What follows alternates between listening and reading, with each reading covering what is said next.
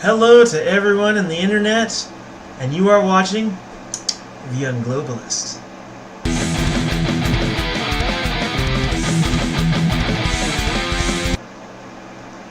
I'm back, bitches! Yeah, I took a short 2-day break. I needed some time off, and to understand where I was going to go with my refocusing of the show. I've decided to cast a wider net of the news. Right now I'm a little focused on Europe, mostly because there's a little more going on. So this is definitely global news. The unglobalist news. Anyway, so Angela Merkel and Emmanuel Macron have set up an alliance. They are the alliance to make a true European army. Oh yeah, they're talking about creating an army of the EU. That's right. They're still talking about that bullshit. Now see, this is illegal unless they can somehow bypass or undo NATO. Because Europe has NATO. You couldn't have both at the same time. They'd be stepping on each other's toes. Those laws exist for a reason to keep that from happening. It's unneeded and stupid. They're talking about using this so-called European Union army. Like they're talking about protecting themselves from the U.S., China, and Russia. I'm like, so you need an army to protect you from your allies, as opposed to your enemies, the Middle East. God, these people are so freaking backwards, man. I feel sorry for your Europeans having such messed up, stupid politicians. It's ridiculous!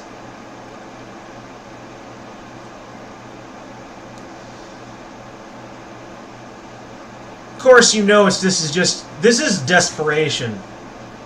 It's pure desperation to keep the failing EU together. Because it's falling apart.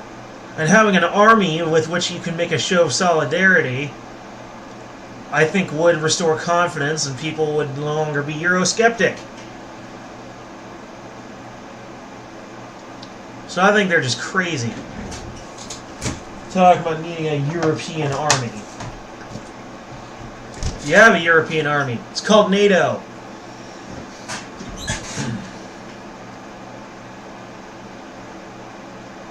Moving on. So the UK is microchipping its employees, probably government employees. Yep, they're microchipping and keeping track of their workday and productivity level. Ugh.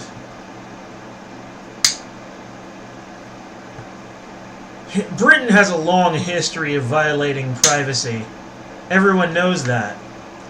America knows it. Britain knows it. Remember that? Remember British people. Do you remember back when you couldn't say anything in front of the police without getting arrested? So you had to speak in code so you could say whatever you wanted without the police knowing about it? Anything that would offend the Queen? Remember that? Well, that's more of that shit, really. This is a violation of privacy. And you know, this is just the future of computer chips being used biologically. This is like how you track animals out in the wild, well now they're doing it with people. This is what happens when you have government that is too big. And it won't be long before here in America we start doing it too. We'll start copycatting it because our government decides it's a good idea. So please stop before it spreads. Think of your fellow man a little bit. And stop this nonsense before it's too late. Vote against it. And if you can't vote against it, then start a fucking protest. I mean, come on, people. Your rights are being violated here. And the rights of others will be violated in suit. Stop it before it spreads. You stop the disease before it spreads. If the fish gets sick, you cut off its head before it can spread to the fin. That way the meat is still edible.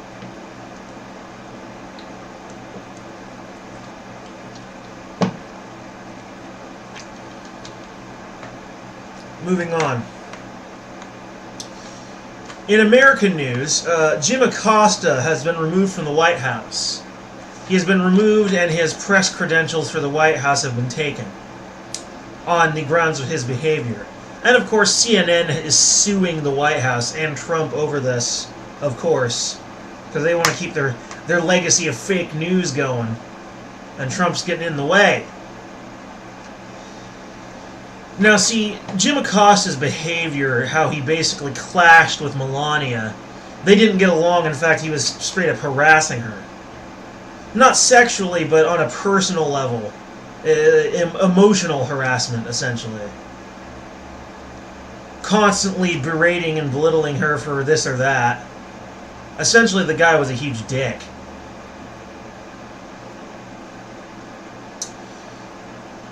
CNN doesn't matter, though.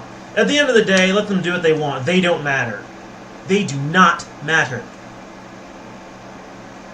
Not when you can watch guys like me or other independent newscasters on the internet and get your news independent, free, not costing you a penny except maybe an internet bill. And these videos are relatively short. My longest video is about 23 minutes, I think. You got plenty of time, and you can watch it in parts if you want. On TV, you gotta watch it all at once. Fuck that. And then fuck CNN. You got me. Or guys like Styx Hexenhammer. This is one of my heroes. Or Ben Shapiro. This is another one of my heroes. So fuck CNN. They don't matter. Let them do what they want. Let them sue Trump. They'll lose. Probably end up settling out of court.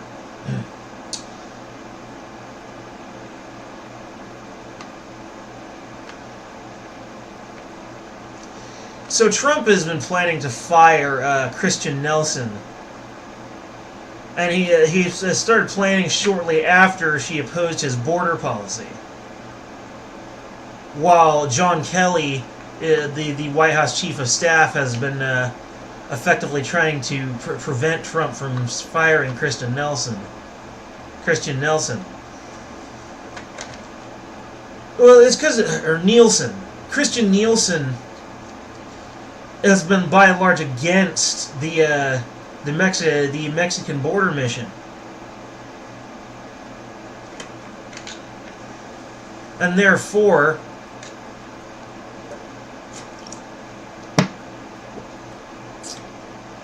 you know, he obviously is going to want someone in there who's going to be more cooperative. And while true, these people are constantly getting in his way, his own staff is against him. Because he's a different breed of politician. He's not even a politician. He's a businessman. In many ways, he's a very old school kind of president. Like going back to like the 1800s. I mean, Trump's hero as president is frickin' Andrew Jackson.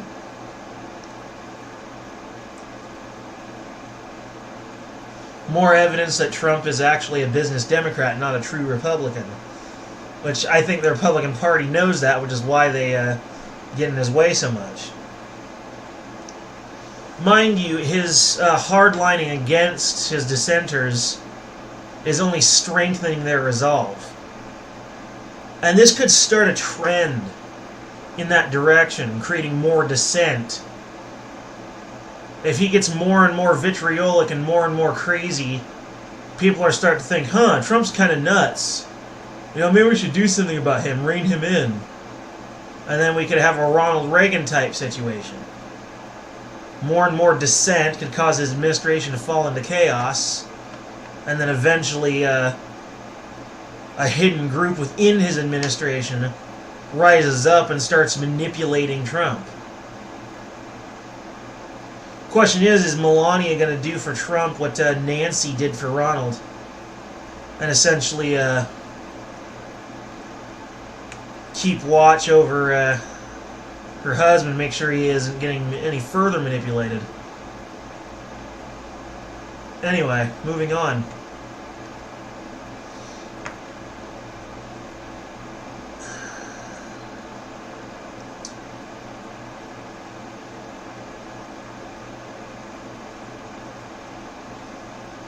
Maryland is seeking a court ruling over Trump's Attorney General pick, Matthew Whitaker.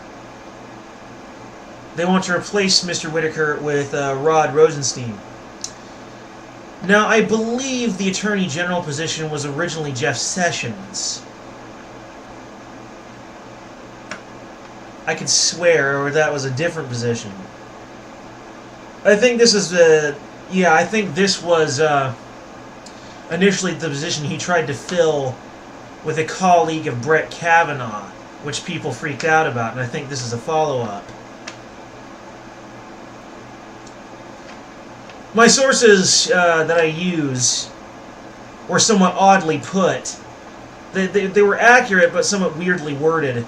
So I'm a little vague. Probably should have looked more into it. Journalism fail. But I would say the failure's on them.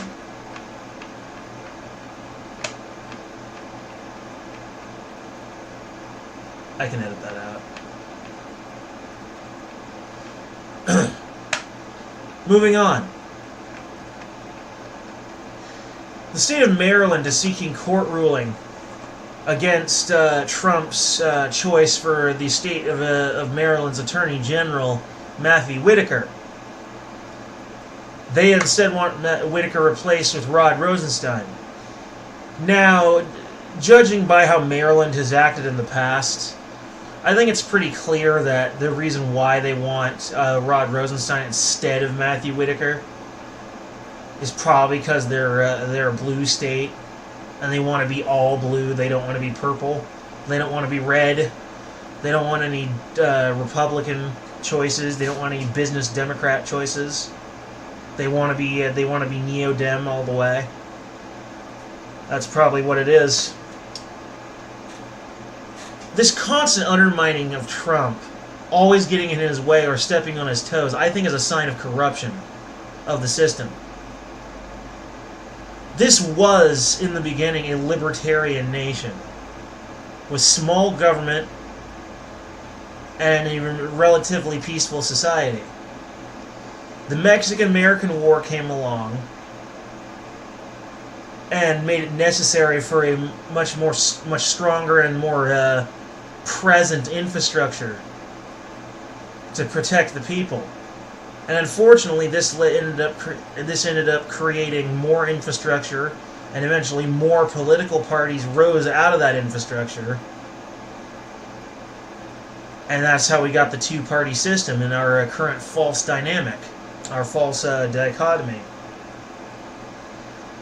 And since then, the two-party system has just been ruining everything by moving in a seriously authoritarian direction. Essentially being the exact opposite of what America started as. One could even say this isn't even America anymore. And this constant undermining of Trump, a very, I think, liberty-leaning president, obviously not a libertarian himself, but liberty-leaning in the right direction. You know, he's stepping on their toes over their perceived sense of authority.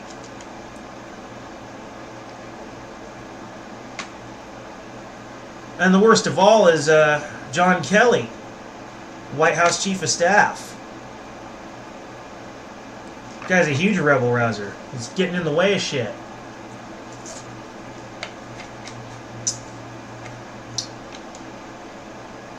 So bottom line is, if Maryland wants Rod Rosenstein, I suppose they can have Rod Rosenstein. But if you want to go blue, you know, all the way blue, fuck you. Moving on. Former Clinton advisor says Hillary will run in 2020. Why? She's too old. You know how old she is? Will she even go for one full term? She'd probably die in office. The presidency would literally kill her. The stress of all the responsibility would kill her. She's too old. Plus, she's the worst choice possible. Choose.